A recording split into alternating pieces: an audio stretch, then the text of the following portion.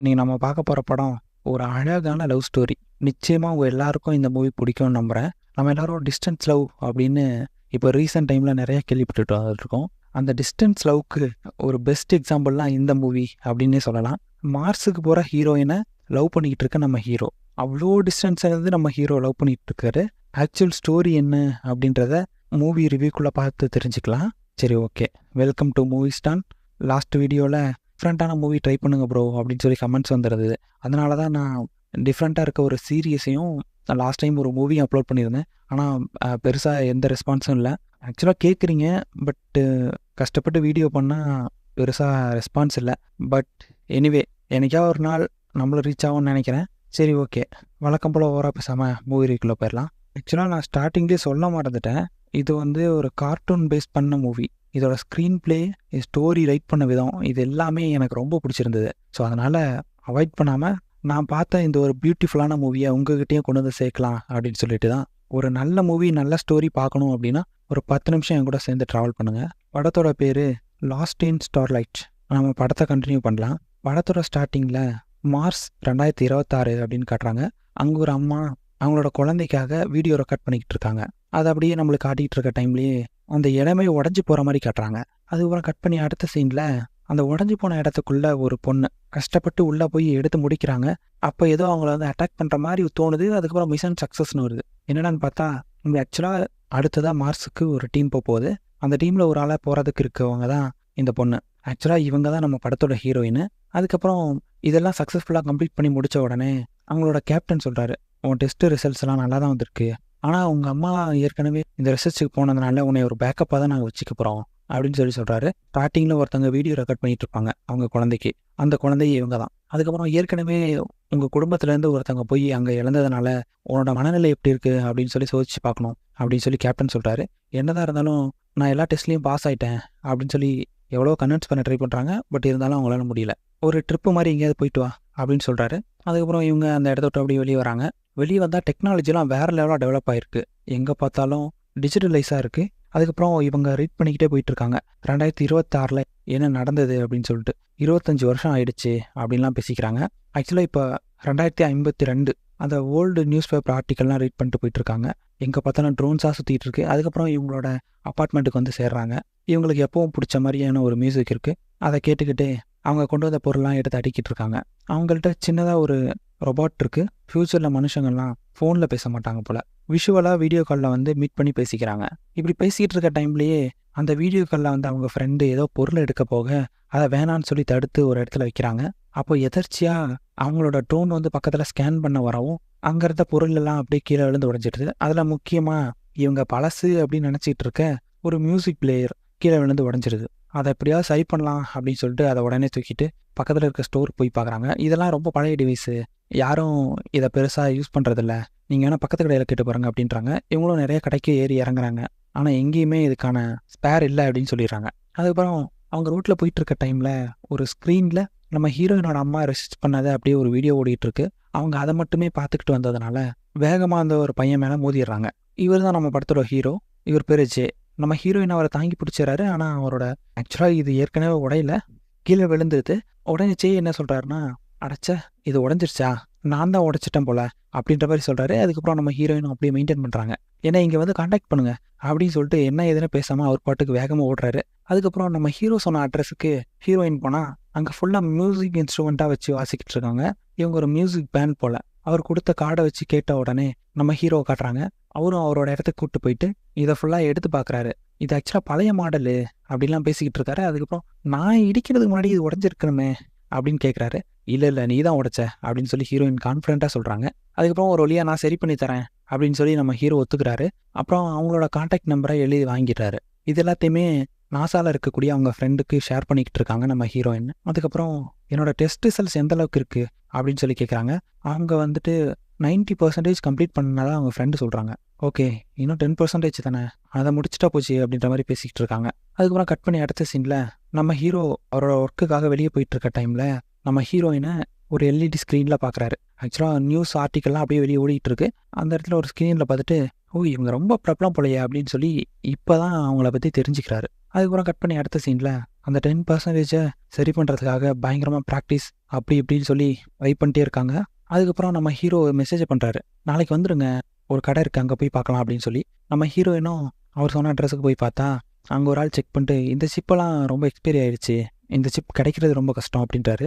அதுக்கப்புறம் நம்ம ஹீரோ ஒரு வழியா சரி வாங்க நம்ம வேற இடத்துக்கு போகலாம், டைம் ஆச்சு அப்படின்னு சொல்லி வெளியே கூப்பிட்டு போகிறாரு. நம்ம ஹீரோயின் உடனே இல்லை பரவாயில்ல விடுங்க, எனக்காக ரொம்ப ரிஸ்க் எடுக்க வேணாம் அப்படின்னு சொல்கிறாங்க. எனக்கு ரிஸ்க் எடுக்கிறதுக்கெல்லாம் இதில் ஒன்றுமே இல்லை, நான் உங்களுக்கு எப்படியாச்சும் சரி பண்ணி தருவேன் அப்படின்னு சொல்லி நம்ம ஹீரோவும் விடாப்பிடியாக பிடிக்கிறாரு. அதுக்கப்புறம் ஹீரோயின் இருந்துட்டு இது என்னோட பிளேயரே கிடையாது அப்படின்னு சொல்கிறாங்க. சைடில் பார்த்தா அவங்க பேர் எழுதியிருக்கு. நீங்கள் பச்சையாக போய் சொல்கிறீங்கன்னு தெரியுது, பரவாயில்ல கொடுங்க, நானே இதை சரி பண்ணி தரேன் அப்படின்னு சொல்லி ஹீரோ அதை வேகமாக வாங்கிட்டு எனக்கு பசிக்குது, உங்களுக்கு பசிக்குதா சாப்பிட போகலாம் அப்படின்றாரு. சாப்பாடுனோடனே சரின்னு சொல்லி ஹீரோயினும் அவர் கூட சாப்பிட போகிறாங்க. எப்படா கேப் கிடைக்கும் அப்படின்ட்டு இருந்த மாதிரி நம்ம ஹீரோயின் அந்த பேக்கை தூக்கிட்டு அப்படியே கிளம்பி வெளியே போகிறாங்க. திடீர்னு மழை பெய்யுது. அதுக்கப்புறம் எங்கேருந்தோ வந்த நம்ம ஹீரோ கொடையை எடுத்துகிட்டு வந்து இவங்க 2 பேரும் அதில் நடந்து போகிறாங்க. நம்ம ஹீரோயினுக்கு இந்த இடத்துல டிஃப்ரெண்ட்டாக ஒரு ஃபீல் ஆகுது, அப்படியே சிரிக்க ஆரம்பிக்கிறாங்க. அதுக்கப்புறம் கட் பண்ணி அடுத்த சீனில் இவங்க 2 பேரும் போயிட்டு என்னதான் பிரச்சனையாக இருக்கும் அப்படின்னு சொல்லி செக் பண்ணிகிட்டு இருக்காங்க. அந்த டைமில் நம்ம ஹீரோயினுக்கு ஒரு பாட்டு ரொம்ப பிடிச்சிருக்கு அப்படின்னு சொல்லி திரும்ப திரும்ப கேட்குறாங்க. இதை பாடின ஆர்டிஸ்ட்டையோ இல்லை இதை தெரிஞ்சவங்களோ என்னால் கண்டுபிடிக்க முடியல, அது மட்டும் ஏன்னு தெரில அப்படின்னு சொல்லி ஃபீல் பண்ணிக்கிட்டு இருக்காங்க. இந்த பாட்டை பாடினதே நான் தான், ஆக்சுவலாக நான் இதெல்லாம் முழுசாக கம்ப்ளீட் பண்ணல அப்படின்னு சொல்லி ஒரு தயக்கத்தோடு தான் சொல்கிறாரு. அதுக்கு இருந்துட்டு இந்த பாட்டு ரொம்ப நல்லா இருக்கு, நிச்சயமாக கம்ப்ளீட் பண்ணுவ பாரு, என்கரேஜ் பண்ணுறாங்க. அதுக்கப்புறம் கட் பண்ணி அடுத்த சீனில் நம்ம ஹீரோயின் அவங்க அப்பாவை பார்க்கறதுக்கு போகிறாங்க. அவருக்கு நிறைய ஞாபக மறதி வந்துருச்சு. அவங்க அம்மா ஆக்சுவலாக அந்த இடத்துல தொலைஞ்சு போனதுனால அவரை இன்னும் தேடுற முயற்சியிலேயே இவர் இருக்காரு. 25 வருஷமாக மார்ஸுக்கு சிக்னல் அனுப்பிக்கிட்டே இருக்காரு, ஆனால் அங்கே யாரும் ரிசீவ் பண்ணல. இவர் பேக்ரவுண்டில் என்ன நடக்குது என்ன பண்ணிகிட்டு இருக்கோம் அப்படின்ற எந்த ஒரு நாலேஜும் இல்லாமல் இந்த சிஸ்டம்லேயே கிடக்கிறாரு. அதுக்கப்புறம் நம்ம ஹீரோ வாங்க 2 பேரும் மீட் பண்ணலாம் அப்படின்ற மாதிரிலாம் மெசேஜ் பண்ணுறாரு. அதுக்கப்புறம் ஹீரோயினும் 2 பேரும் மனசிட்டு பேசிக்கிட்டு இருக்காங்க. 2 பேரும் பயங்கரமாக ஒருத்தர் புரிஞ்சுக்கிறாங்க. நம்ம ஹீரோயின் அப்போ தான் சொல்கிறாங்க, ஆனால் சின்ன வயசுலேருந்தே மார்ஸ் இந்த விண்வெளிக்கு போகிறது இதை பற்றியே நான் கேட்டு வளர்ந்ததுனால எனக்கு அதை பற்றின ஒரு இன்ட்ரெஸ்ட் இருக்குது, அது மேலே எனக்கு பெரிய ஆசையே இருக்குது, என்னோடய லட்சியமே இதுதான் அப்படின்றாங்க. இப்போது ஆக்சுவலாக நீ சின்ன வயசுலேருந்தே பிரெயின் வாஷ் பண்ணப்பட்டிருக்க அப்படி தானே அப்படின்னு சொல்கிறாங்க. அப்படியும் சொல்லலாம் அப்படின்னு சொல்லி ஹீரோயின் சொல்கிறாங்க. அதுக்கப்புறம் அப்படியே நடந்து அவங்க 2 பேருக்கும் பிடிச்ச ட்ரிங்க் எடுத்துக்கிட்டு அப்படியே பேசிக்கிட்டு போயிட்டுருக்காங்க. அதுக்கப்புறம் 2 பேருக்கும் ஏதோ ஒத்து போகவே அந்த இடத்துலேயே கிஸ் பண்ணுறாங்க. அதுக்கப்புறம் 2 பேரும் ஒன்றா இருக்காங்க. அடுத்த நாள் காலையில் ஹீரோ அவரோட பழைய பாட்டு அவரோட ட்ரீம் எல்லாத்தையும் ஷேர் பண்ணுறாரு. அதுக்கப்புறம் 2 பேரும் மனசை விட்டு பேசுகிறாங்க. ஹீரோயின் கூடயே சேர்ந்து நம்ம ஹீரோவும் ப்ராக்டிஸ் பண்ணிக்கிட்டு இருக்காரு. இவங்க 2 பேருக்குள்ளே பயங்கரமாக ஏதோ செட் ஆன மாதிரி தோணுது. ஹீரோயின் ஒரு ரிசர்ச் பண்ணிகிட்டு இருப்பாங்க. ஒரு மைக்ரோ ஆர்கானிசமை மார்ஸில் வளர்க்கக்கூடிய ஒரு டிவைஸு மினி வெர்ஷன் மாதிரி பண்ணிகிட்டு இருக்காங்க. அந்த சிப்பு எந்த இடத்துல வச்சாலும் செட் ஆக மாட்டேங்குது. ஸோ அதனால் ரொம்ப கன்ஃபியூஷனில் அவங்களோட கொலிஜுக்கு கால் பண்ணி பேசிக்கிட்டு இருக்காங்க. அப்போ நம்ம ஹீரோ கால் பண்ணுறாரு. நம்ம ஹீரோயின் அங்கே போய் பார்த்தா நம்ம ஹீரோயினோட அப்பா வழக்கம் போல் ஸ்பேஸ் ஸ்டேஷனுக்கு மார்ஸுக்கு சிக்னல் அனுப்ப பயங்கரமான செட்டப்பை ரெடி பண்ணி வச்சிருக்காரு. அங்கே தான் ஹீரோயின் சொல்கிறாங்க, ஆமாம் வருஷம் இந்த மாதிரி தான் அவர் பண்ணிகிட்டு இருக்காரு, இவருக்கு சுற்றி என்ன நடக்குதுன்னு தெரில, அம்மா அங்கே இறந்துட்டாங்க அப்படின்றதும் இவருக்கு தெரிய மாட்டேங்குது, பல வருஷமாக இதை தான் பண்ணிக்கிட்டு இருக்காரு அப்படின்னு சொல்லி பேசிக்கிட்டு இருக்காங்க. அதுக்கப்புறம் நம்ம ஹீரோ சும்மா இருக்காமல் நான் உங்களுக்கு ஹெல்ப் பண்ணுறேன் அப்படின்னு சொல்லி பக்கத்தில் போகிறாரு. அங்கே ஒயர் மாட்டி 2 பேரும் கீழே விழுறதும் இல்லாமல் அந்த டிவைஸும் சேர்ந்து கீழே விழுந்துருது. அதுக்கப்புறம் 2 பேரும் ஜாலியாக சுற்றுறாங்க. ஒருத்தருக்கு பயங்கரமாக செட் ஆகிட்டே வருது.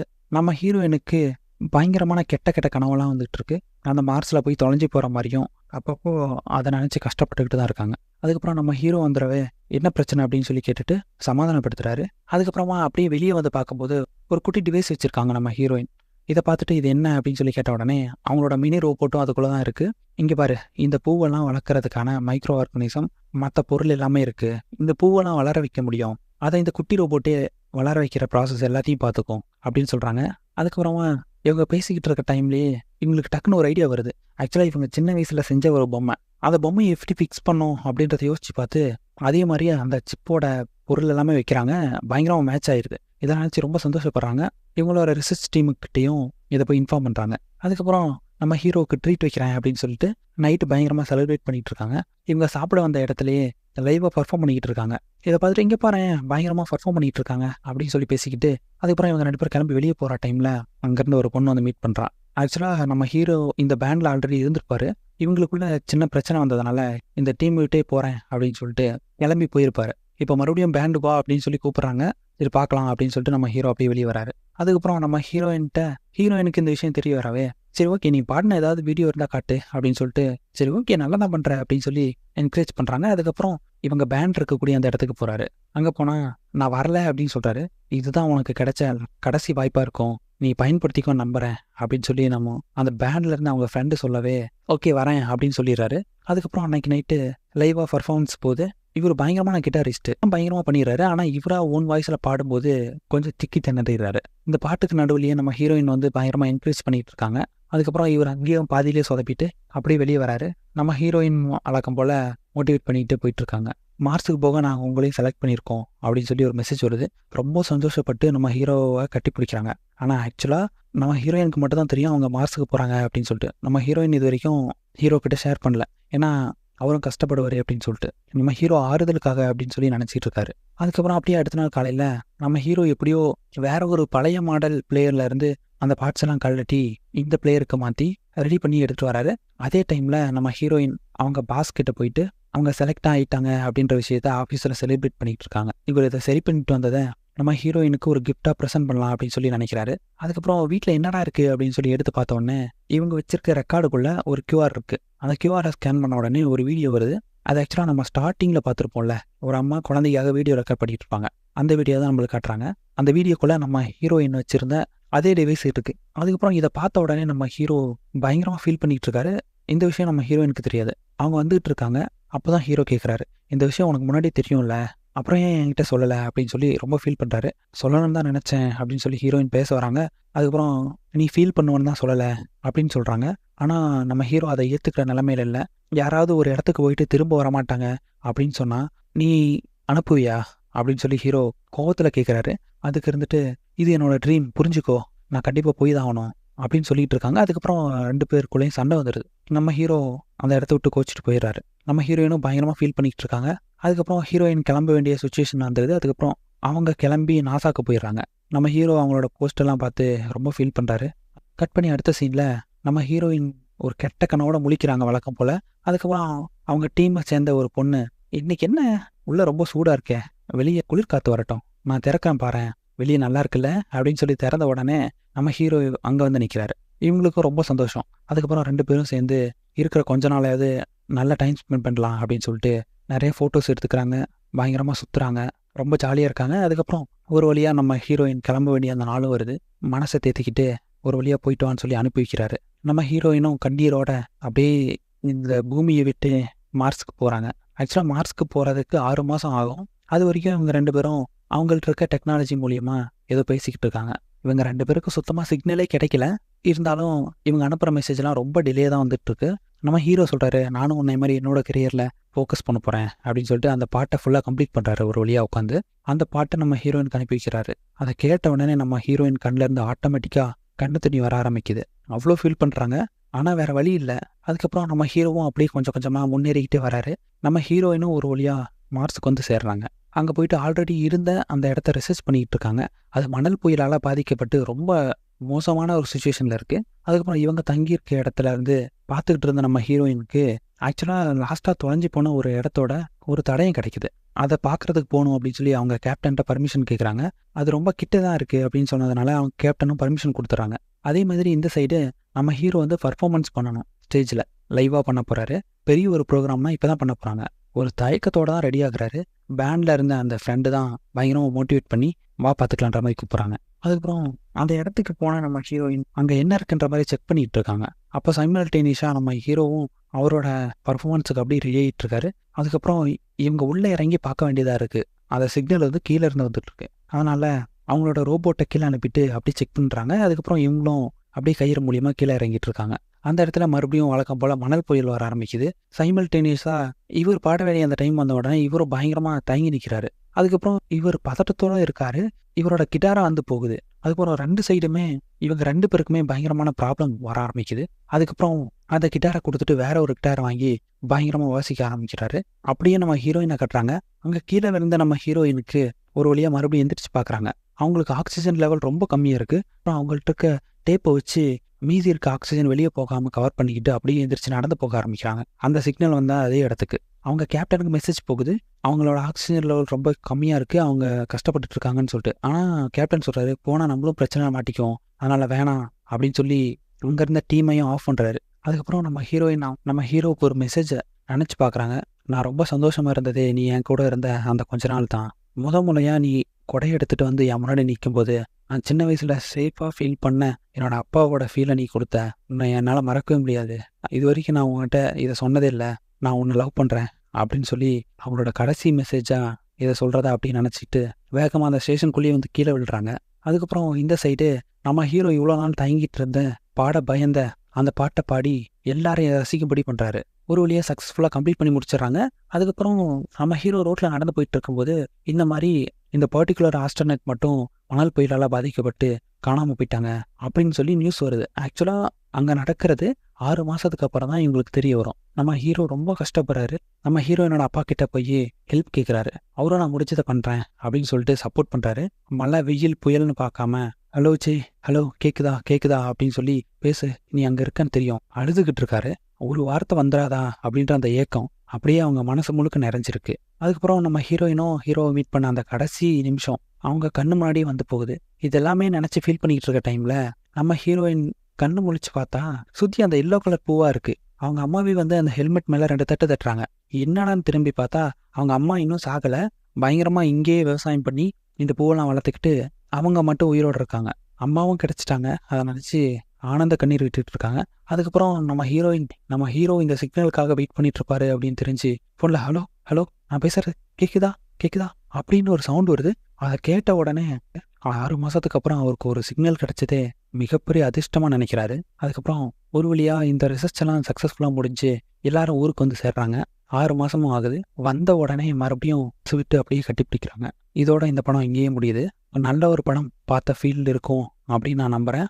இதே மாதிரி வேறு ஏதாவது மூவி வேணுமா அப்படின்றத கமெண்ட்டில் சொல்லுங்கள். உங்கள் ஃப்ரெண்ட்ஸுக்கு சின்னதாக ஒரு ஷேராக போடுங்க. அப்படியே நம்ம சேனலை சப்ஸ்கிரைப் பண்ண மறந்துடாதீங்க. சரி, ஓகே, தேங்க்யூ ஃப்ரெண்ட்ஸ். இதே மாதிரி வேறு ஒரு மூவியில் வந்து பார்க்குறேன்.